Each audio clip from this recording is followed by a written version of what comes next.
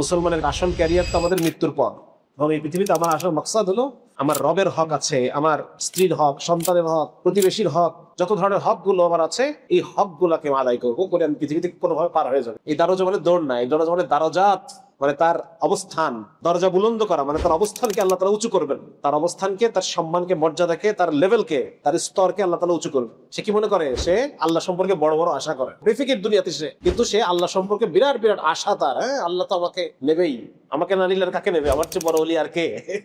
আমাদের তিন দিকে তারা বেষ্টন করে আছে, একদিকে সাগর, উপর্যুপরি আমরা একটা জিওপলিটিক্যালি একটা হুমকির মধ্যে আমরা বসবাস করতেছি, আমাদের নাই কিছুই। সেদিন আমি একটা জায়গায় বলতেছিলাম, সন্তান এসএসসি এইচএসসি তে A+ পাবে, এর চাইতে গুরুত্বপূর্ণ হচ্ছে সে একটা গাছে উঠতে পারে কিনা। কারণ সামনের পৃথিবী, এই শতাব্দীর পৃথিবী বিগত শতাব্দীর মতো থাকবে না।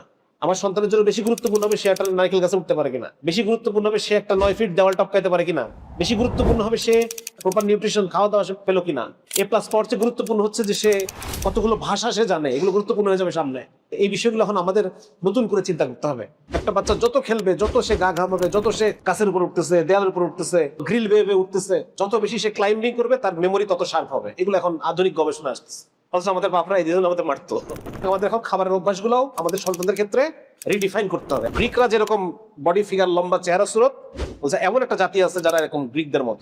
আমাদের কথা উল্লেখ করা হয়েছে এই জায়গাটা। ব্রিটিশ আর্মিতে এই জাতিটাকে নাও। পরবর্তীতে কি হলো? এরপরে যখন 41টা দুর্ভিক্ষ ঘটায় দিল লুটপাট করে, 41টা দুর্ভিক্ষের পরে আমরা 3 জেনারেশন যখন পুষ্টির গ্যাপ হয়ে গেল, এরপর থেকে আস্তে আস্তে আমরা খাটো হয়ে গেলাম, আমরা ছোট হয়ে গেলাম সাইজ। লেখাপড়া করে একসময় বিদেশ চলে যাব, এটা কিন্তু আস্তে আস্তে পরিবর্তন হচ্ছে। বিদেশ আর বিদেশ নাই, আমেরিকান ড্রিম শেষ, খতম। হ্যাঁ, মুসলমানরা যদি তাদের দিনের মূল শেকড়ে ফেরত যায় তাহলেই তাদের বিজয়।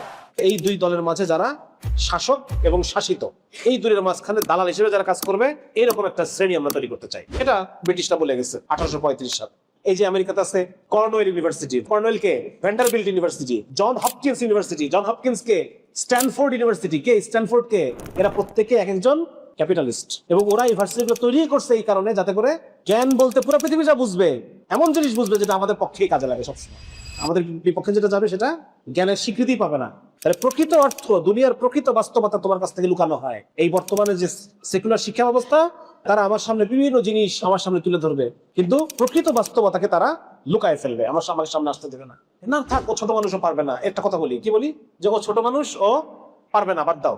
বাচ্চাদেরকে একটা মিনি অ্যাডাল্ট হিসেবে ট্রিট করবেন, বড় মানুষের মতোই সবকিছু, কিন্তু কম কম। আপনি তো 10 কেজি তুলতেছেন, তাকে তো 10 কেজি তুলতে দিবেন না, তাকে আপনি 1 কেজি তুলতে দেবেন। সবকিছুতেই তাকে আমি সামিল করব বড়দের মতো সব কর্মকাণ্ডে, কিন্তু কম কম।